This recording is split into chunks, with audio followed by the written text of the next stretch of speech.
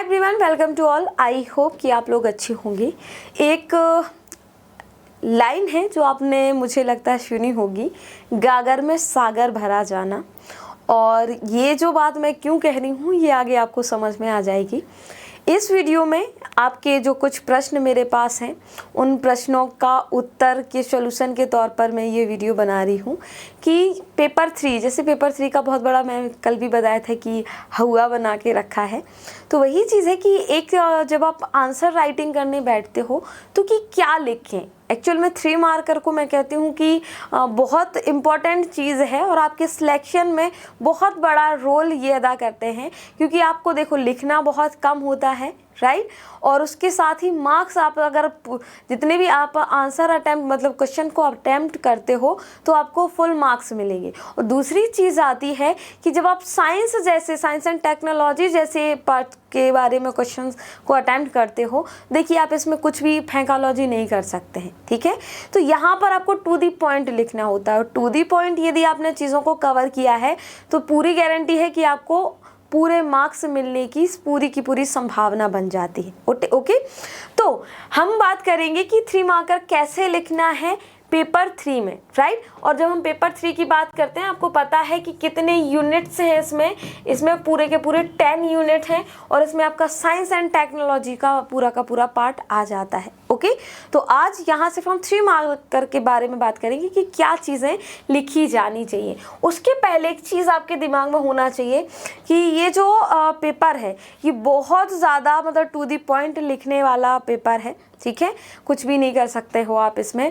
अगर आपको आता होगा तो आप लिखोगे और पूरे मार्क्स मिलेंगे, नहीं आता होगा तो कुछ भी याद नहीं आएगा, राइट।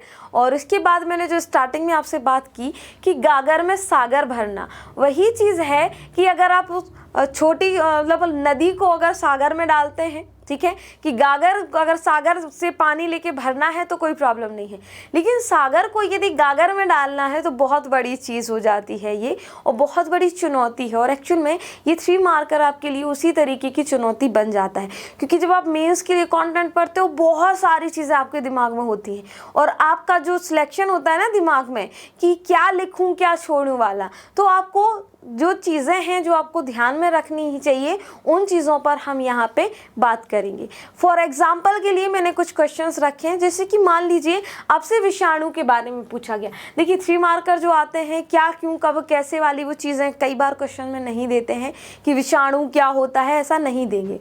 वो सीधा आपको दे देंगे कि विषाणु या वायरस या फिर जीवाणु दे देंगे, बैक्टीरिया उसके आगे लिख देंगे। तो ये चीज़ें अब ये वो आपके ऊपर सिलेक्शन छोड़ते हैं कि आप इसमें क्या लिख सकते हो। देखो लिखने को इसमें बहुत कुछ लिखा जा सकता है, लेकिन आप 3 मार्कर में ऐसी क्या चीज़ें लिखोगे कि जिससे कि एग्ज़ाम जो कॉपी आपका चेक करेगा ना उसको लग जाएगा कि हाँ यार यही मैं चाह रहा था कि इसके बारे में लिखा जाए, राइट।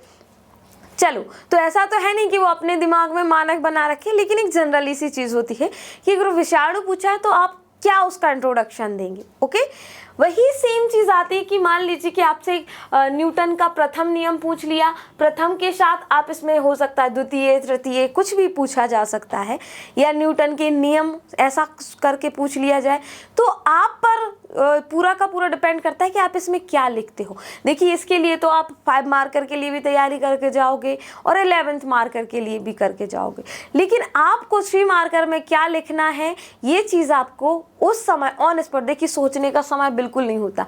यहाँ पेपर आया ना कि यहाँ आपने लिखना शुरू किया, और अगर थोड़ा बहुत भी सोच विचार किया ना तो मतलब वहीं पे सारी चीज़ें खराब हो जाएंगी, अगले क्वेश्चंस के लिए आपके पास टाइम नहीं बचेगा, राइट।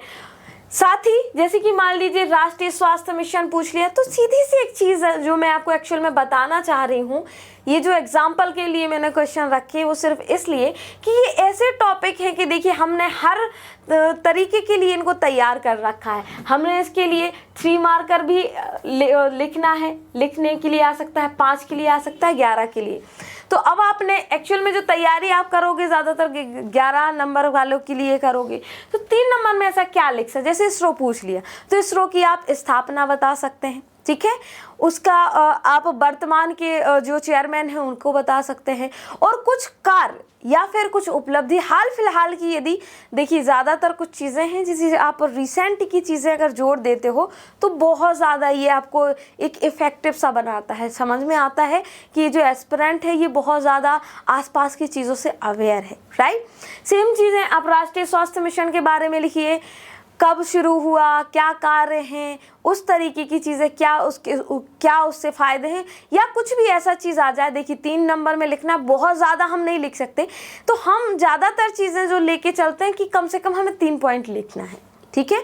क्या लिखना है, अब उस 3 पॉइंट में क्या चीज़ों को आप इंक्लूड कर सकते हैं, उन चीज़ों में आप इंक्लूड कर सकते हैं कि वो चीज़ है क्या, जैसे कि इसरो, ठीक है। तो इसरो की हम बात करते हैं, देखिए इसरो ये एक शॉर्ट फॉर्म है और इसका हम पूरा नाम भी लिख सकते हैं कि इसरो का पूरा नाम ये है। फिर बात आती है कि इसको ये कब इसको स्थापना की गई, तो कब वाली चीज़ आ जाती है। फिर आता है इसके उद्देश्य या फिर कार्य, आप इसके बारे में बता सकते हैं। और जब आप इस तरीके से आंसर्स को कवर करते हैं तो आपको एक तो बहुत ज़्यादा सोचने की ज़रूरत नहीं होती।